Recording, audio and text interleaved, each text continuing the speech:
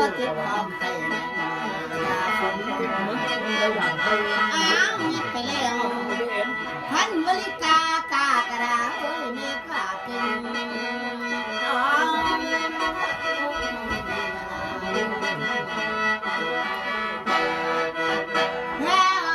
ดไปแล้วโอ้ยเมื่อเปลี่ยนน้ำปีก็ไม่มีน้ำมันมั่งกระบอก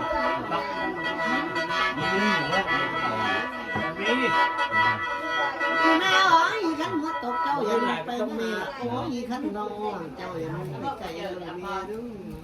ไม่ใช่เจ้าเราลงมาข้างใจลูกแก้วลงข้างใจลูกแก้วสอน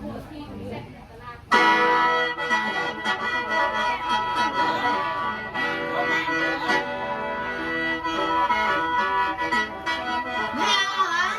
ไปแล้วเขามึงนั่นงั้นเขาเจ็บคอใครอะไรโอ้ยท่านสิดีนอนอ่างแล้ว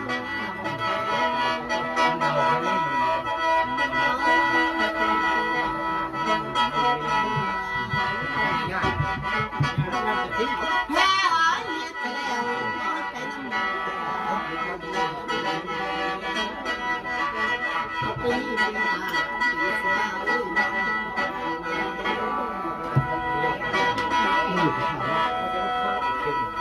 แม่อ๋อยไปแล้วท่านเขาจะขอบที่สุด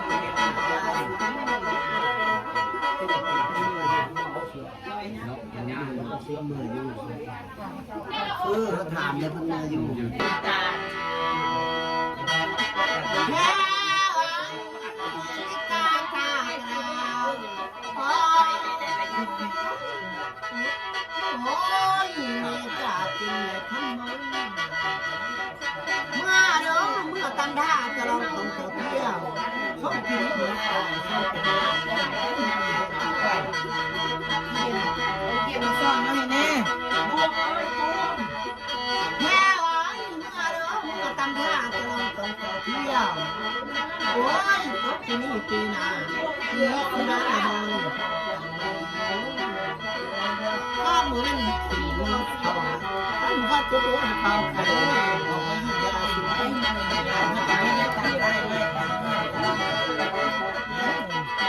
แม่อ๋อยมาจะเสร็จแล้วมาจะอ้าวมาหมดแล้วท่านบัดเท่าลูกกาหายผ้าง่ายลูกกาเตียงในเบียร์เด้อ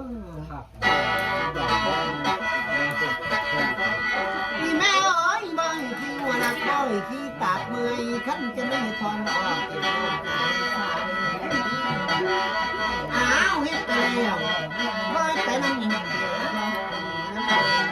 เอ้ยเฮ็ดไปแล้วจะเดินหน้าคนละสิ้นตาเห็นอยู่ที่คนละหนุ่ยมากินข้าวผ้ามากินป่าห่มถ้วยกินปูจะห่มดีแม่เอ้ยไปแล้วเจ้าอย่าไปน้ำผีเจ้าอย่ามีน้ำเพิ่นไงเด้อมาเลี้ยงลูกใหม่ลูกแม่อ้าวเมื่อเด้อไปวันนั่งเลี้ยงตัวนี้ขึ้นมาแบบสั่นเมื่อเด้อกันหนูเลือกทำตาข้างอาจจะเลือกอาที่ให้ที่มาจะสู้ใส่โลกก็ดีมาจะสบายที่จะตรงนู้นที่หาออกมายังเมืองพอมาเร็วแล้ววันนี้เจ้าอย่ามาอีกได้บ้านในบ้านคนเมืองหอมล่ะมาให้มาแล้วไปน้ำพีก็บอกบ่ม่วนกินกาแฟก็ให้เจ้าคายเด้อแต่คอยมาซอยเจ้าแล้วเดินทางคนละสิ่งตาเว้นคนละหน่วยมันโมเมนได้ลูกยังหลายตานายยังกวงพี่น้องฮักปันเตงด้วยน้องเจ้าห่มห่ออยู่ดีลูกผัวเจ้าก็ฮักปันเตงเพศปันตาอันนี้2 ปียาวเท่านึงนี่ทุกแน่นอนที่เป็นเธอนี่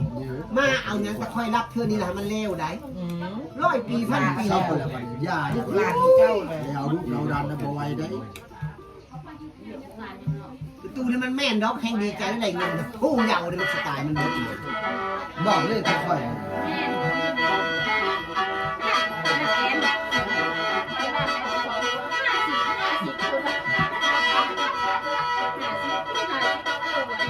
แม่มาเด้อมัน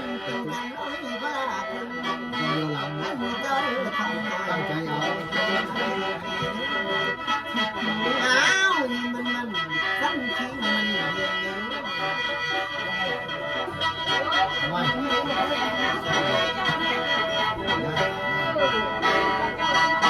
คอยบริปาบริทิมดอกสิจะยังไงที่ได้โกงโตบ่จบบ่ดีให้เมื่อสะก้อนมาเนี่ยเอาข้าว มีแม่เอ้ยกะกาถาจับปาก ได้ได้ได้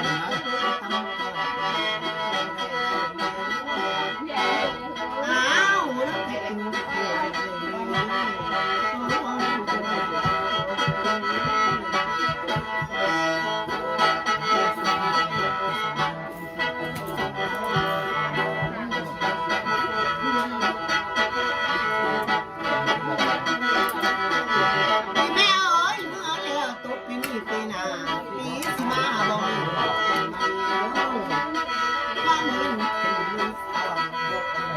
เจ็บความแพ้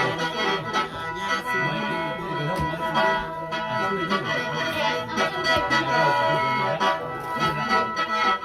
มันไม่มุ่งกระไร